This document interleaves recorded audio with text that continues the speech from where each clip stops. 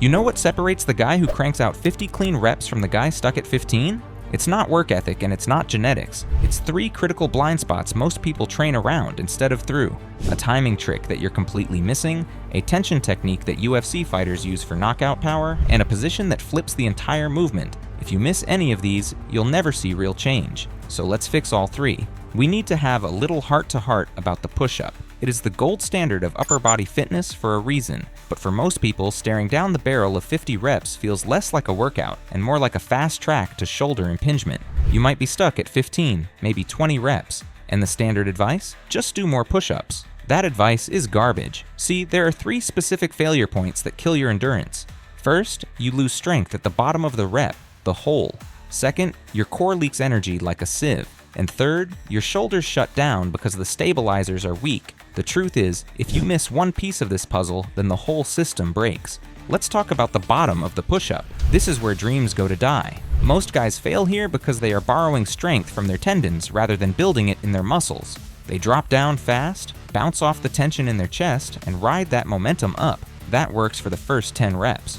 But once that elastic energy runs out, you have 0 raw strength to get you out of the hole. To fix this, we need to own the descent. We are going to use eccentric pause reps. The goal here is simple. Make the hardest part of the push-up stronger so your reps stop dying early. It's kind of like shock absorbers on a truck. If you drive over a pothole and your shocks are trash, the whole chassis rattles. We are upgrading your shocks. Here's the protocol. I want you to lower yourself down for a full 5 count. 1, 2, 3, 4, 5. That is the eccentric phase, or the negative. You are fighting gravity every millimeter of the way. Then, and this is the crucial part, you are going to pause just 1 inch off the floor for 2 seconds. In that pause, you're killing the stretch reflex. That's the rubber band effect your muscles naturally use to bounce back. By eliminating it, you force your muscle fibers to generate pure dead stop force. It's the difference between jumping on a trampoline and jumping on concrete. One helps you, the other tests you. Then, explode up hard. When you try this, you are going to shake. Your arms will vibrate, but that's good. That is your central nervous system trying to figure out how to stabilize a load it can't bounce out of. Embrace the shake. Also, watch your elbows. Do not let them flare out to 90 degrees like you're doing the chicken. That's a first-class ticket to rotator cuff surgery. Tuck them at a 45-degree angle. This aligns the humerus with the shoulder joint and puts the tension on the chest where it belongs. All you need is 3 to 5 sets of just 3 to 5 reps. We aren't looking for cardio here. We are building functional torque. Do this 2 or 3 times a week and thank me later. Speaking of building a body that actually functions, I want you to understand something vital before we move on. The people who stay lean, strong, and injury-free for decades have built bodies that are resilient, not just strong. That's the piece most people miss, and it's the entire focus of the blueprint I created. It's loaded with the overlooked exercises that build stability and mobility so you can keep getting stronger without those nagging aches holding you back. It's the complete guide to getting your body moving and feeling the way you want it to, and you can scan the QR code on the screen with your phone or check the link in the description below. Now, let's get back to work. Now that the bottom is stronger, the next thing that kills your reps is your body bending in half. You see this in the gym all the time. The banana back. The hips sag, the belly drops, and the lower back looks like a hammock. When this happens, you are no longer pushing a rigid object. You're trying to push a wet noodle. Energy is leaking out of your midsection. Every ounce of force you generate from your chest has to travel through your core to your toes. If your core is soft, that force dissipates into your lower back instead of driving you up. The fix is the hollow body hold. This is the standard for gymnasts, and for good reason. It teaches you to lock your ribcage to your pelvis, lie on your back, press your lower back into the floor. Imagine there's an embarrassing photo of yourself under your spine and I'm trying to steal it. Lift your legs slightly, point your toes, and lift your shoulder blades off the ground. You want to turn your torso into a steel rod. Think of your pelvis like a bowl of water. If you tip it forward, the water spills out the front and your back arches.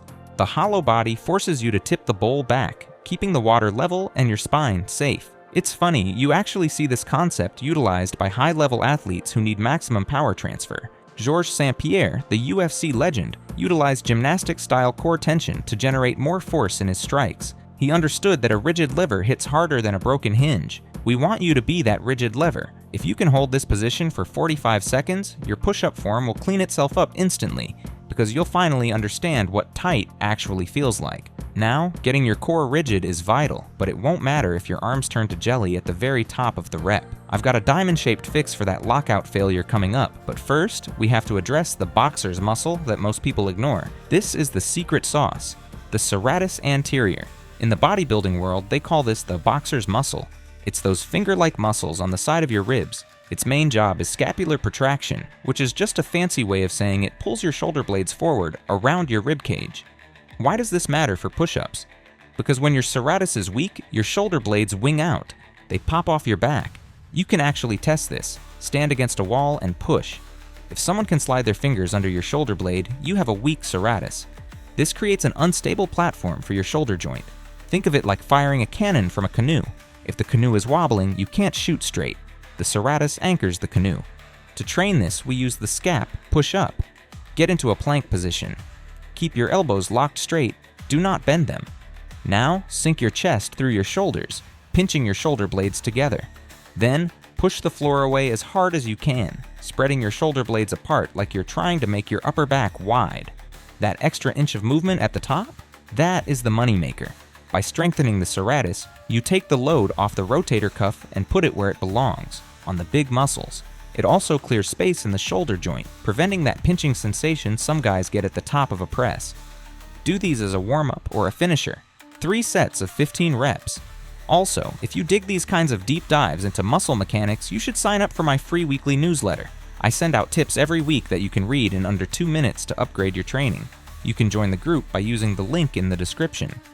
As you get into high reps, your chest might still have some gas, but your triceps will be screaming. If your triceps quit, you can't finish the movement. You fail. To build the endurance required for the lockout, we turn to the diamond push-up. By bringing your hands together so your index fingers and thumbs touch, you take the chest largely out of the equation and force the triceps to bear the load. This is isolation through biomechanics. The goal here isn't max weight, it's tissue tolerance. You want your triceps to be bulletproof. When you do this, keep that hollow body tension we talked about. A quick tip on wrist comfort: if forming a perfect diamond hurts your wrists, just separate your hands by an inch or two. The magic isn't in the shape, it's in the narrow base of support. Drive through the palms and squeeze the back of your arm at the top. Imagine you are trying to corkscrew your hands into the floor. Right hand clockwise, left hand counterclockwise. This engages the external rotators and stabilizes the elbow even further. Honestly, you don't need to do push-ups every single day to get better at them. In fact, if you are stuck, taking a break from standard push-ups to focus on these 4 components is the fastest way to progress. You integrate these into your week, and suddenly 50 reps doesn't feel like a mountain. It feels like a warm-up. And remember, don't forget to check out that blueprint I mentioned earlier if you're serious about building a body that's designed for longevity and years to come.